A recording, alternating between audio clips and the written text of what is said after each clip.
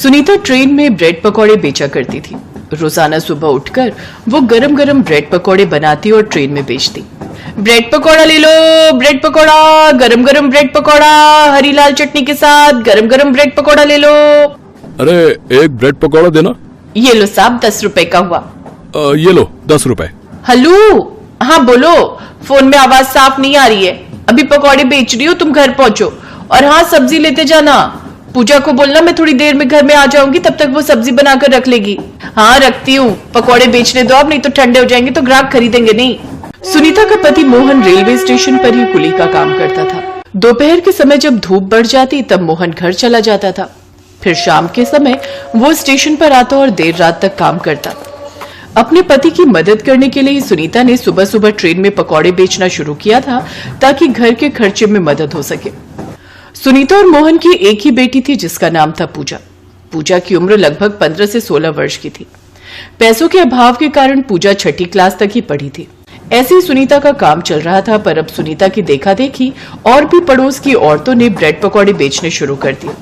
अब सुनीता किसी का हाथ तो रोक नहीं सकती थी, पर वो परेशान हो गई क्योंकि इस वजह से उसके काम पर असर पड़ गया था। जहां पहले वो रोजाना के 30-40 पकौड़े आराम से बेच लेती थी, वहीं अब 10 पकौड़े भी बड़ी मुश्किल से बिक रहे थे। सुनीता एक काम कर, तू ये ब्रेड पकौड़ा बेचना छोड़ दे। बेकार में तू रोज नुकसान करती है।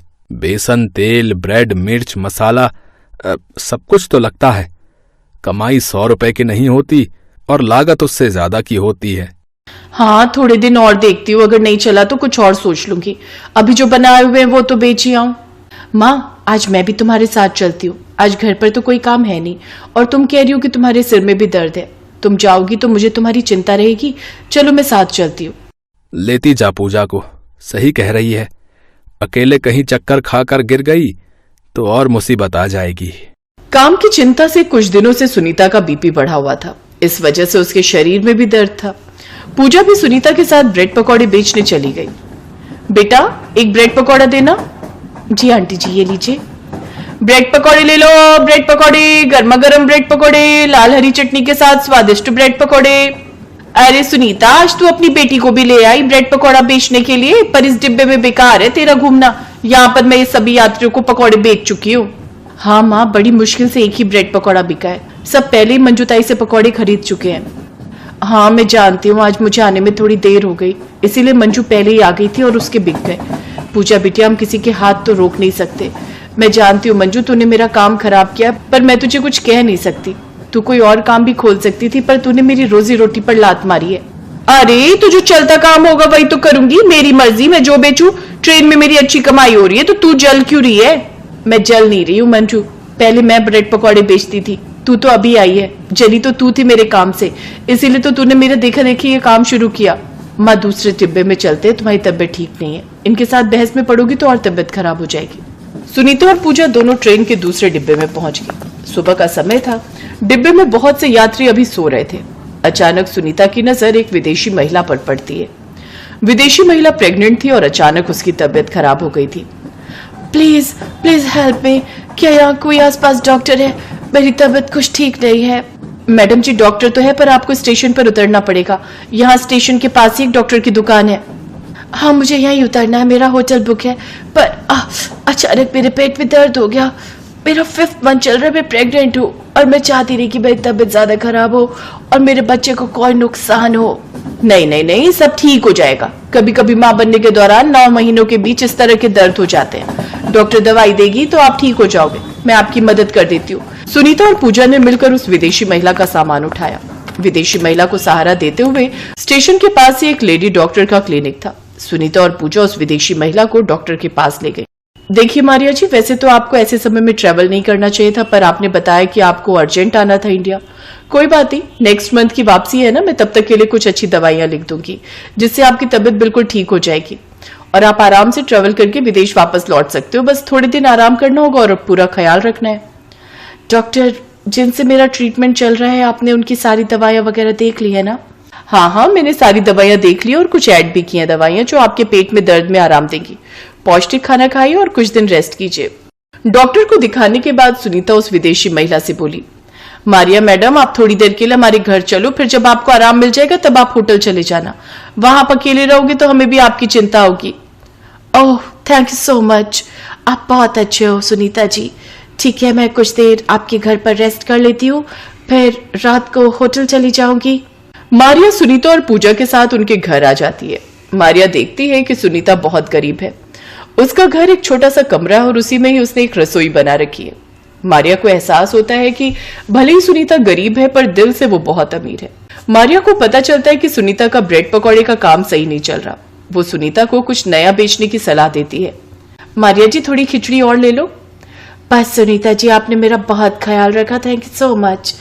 पेट में दर्द में बहुत आराम है, डॉक्टर ने जो दवाई दी उससे बहुत फर्क पड़ गया। वैसे आपने जैसे बताया कि ब्रेड पकौड़े का काम चल नहीं रहा, आप लोग कुछ और क्यों नहीं बनाते, जैसे कुछ डिफरेंट जो ट्रेन में ना बिकता हो। मैंने ट्रेन में सफर करते हुए देखा, ट्रेन में पिज्जा जैसा कोई आइटम नहीं दिखती। आप लोग ब्रेड पिज्जा क्यों नहीं ट्राई करते, बहुत टेस्टी भी होता है और बनाने में भी आसान, लोग ब्रेड पिज्जा खाना पसंद भी करेंगे। पर मारिया दीदी, हमें तो ब्रेड पिज्जा बनाना आता ही नहीं है।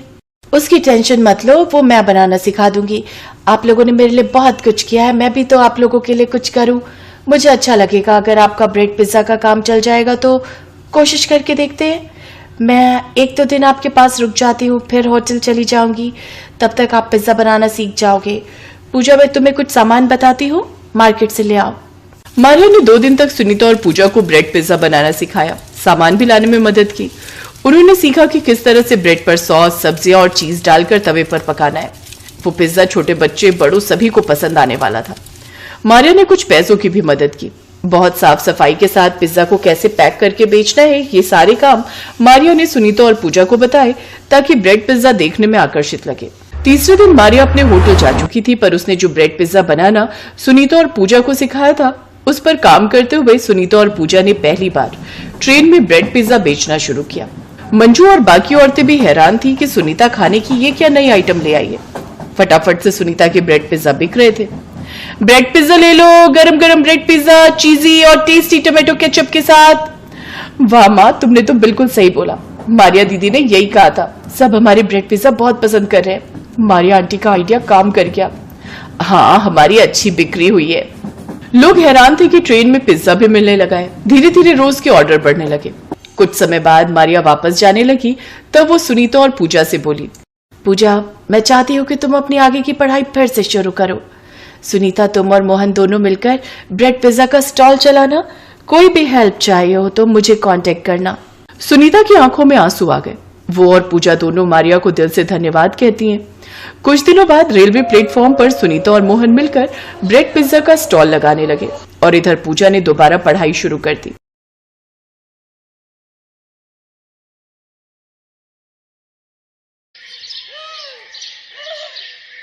बहू, आज तेरी पहली रसोई है। हमारी झोपड़ी के पीछे चूल्हा बना हुआ है, वहीं पर हम लोग खाना बनाते हैं। सासू माँ, हम लोग भी मिट्टी के चूल्हे पर ही खाना बनाते थे। बताइए क्या बनाना है खाने में? बहू, ऐसा कर, सबके लिए 4-4 रोटी बना ले, मैं तब तक प्याज काट लेती हूँ। तभी वहां पर पायल की ननद मोहिनी आ गई। माँ, आज भाभी पहली बार हमारे घर आई हैं, हम उन्हें प्याज रोटी खिलाएंगे। अब क्या कर सकते हैं बेटा। मोहन घर के बाहर से उनकी ये सब बातें सुन रहा था। उसकी आंखों से आंसू छलक रहे थे। खैर, पायल ने सबके लिए रोटियां बना दी और सभी लोग बैठकर खाना खाने लगे। सभी लोग खाना पीना खाकर सो गए। अगली सुबह मोहन जल्दी उठ गया। उसने अपना बोरा उठाया और बाहर कबाड़ बिनने निकल गया। आजकल लोगों ने कूड़ा कचड़ा तो सड़क पर फेंकना ही बंद कर दिया है। तभी मोहन को एक कूड़ादान दिखाई दिया। लगता है ऊपर वाले ने मेरी सुन ली। सारा कबाड़ मुझे उस डस्टबिन के अंदर मिल जाएगा, जिसमें खाने का ढेर सारा सामान पड़ा हुआ था। अरे वाह, इसमें तो ढेर सारे पराठे, मटर पनीर और चावल भी हैं। ये खाना भले ही जूठा हो, लेकिन खाने में तो सही ही है, अभी खराब भी नहीं हुआ है।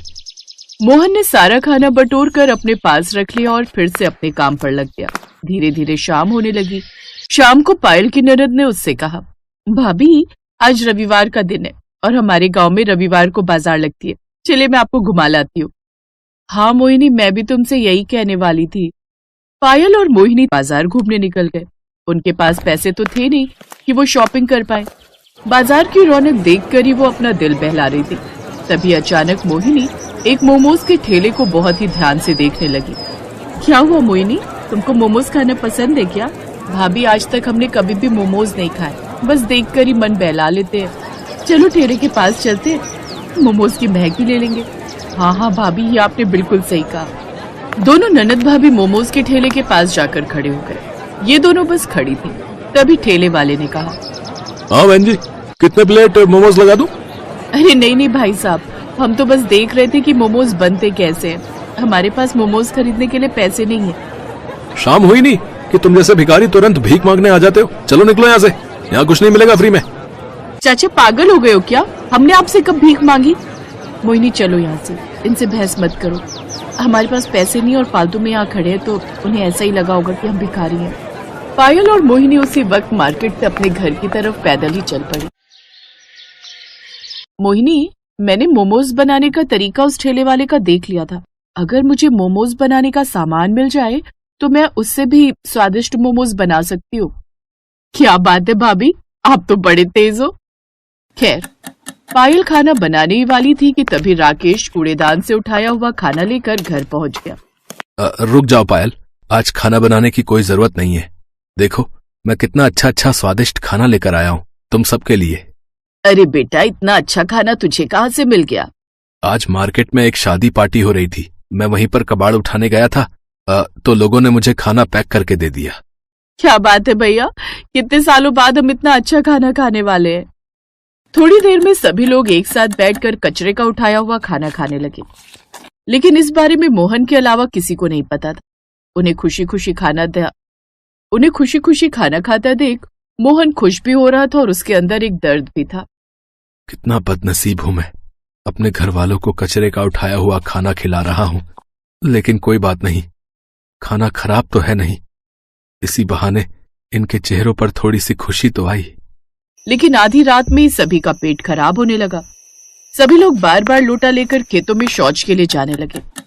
मोहन भी कई बार शौच करने गया, तभी उसकी सास ने कहा, मोहन बेटा, ये कैसा खाना लेकर आया था तू? हम सबका पेट खराब हो गया।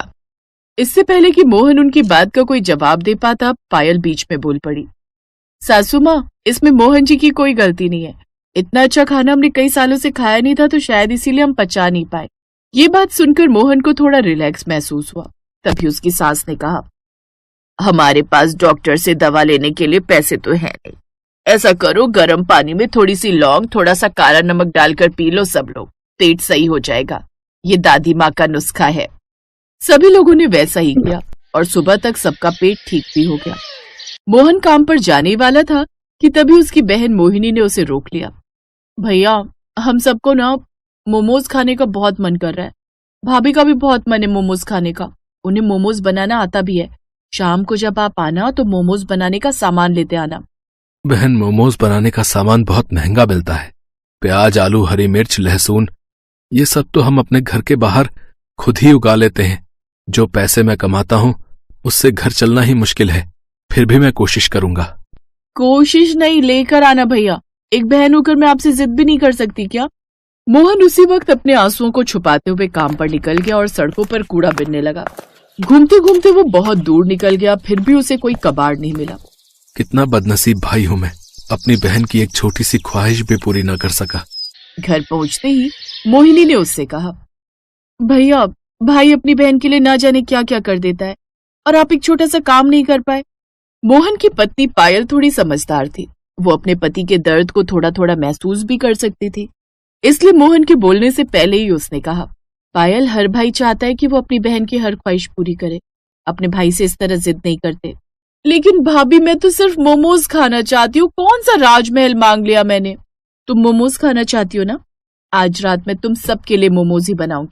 लेकिन बहू, हमारे पास तो मोमोज बनाने का सामान ही नहीं है। सासू माँ, हमारे पास आटा है, नमक है, तेल है, आग जलाने के लिए लकड़ियां है, खाना बनाने के लिए मिट्टी का चूल्हा भी है। हमने अपने घर के बाहर हरी मिर्च, आलू, प्याज, लहसुन ये सब उगाई रखा है। ये सब मिलाकर मैं इतने अच्छे मोमोज बनाऊंगी ना कि आप लोग उंगलियां चाटते रह जाएंगे। क्या बात है भाभी, मुझे आप पर पूरा भरोसा है कि आप सबसे अनोखे मोमोज जरूर बना लोगी। उसी वक्त मोहिनी और पायल घर के बाहर गई।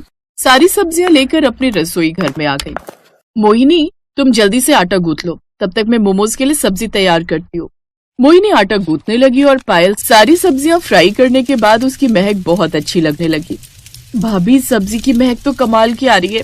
तो इस तरह उन्होंने ढेर सारे फ्राइड मोमोज बना लिए जो सिर्फ आटा और घरेलू हरी सब्जियों से बने थे। भाभी, आपने तो चमत्कार कर दिया।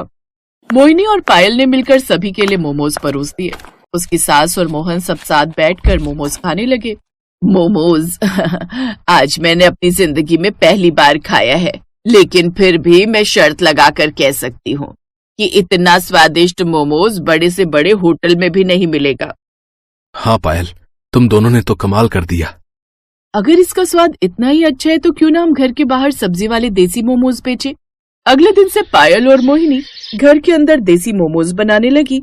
लोगों को उन मोमोज का स्वाद सबसे अलग और स्वादिष्ट लगा। तो इस तरह अब मोहन ने कबाड़ बिनने का काम बंद कर दिया और सब खुशी खुशी रहने लगे।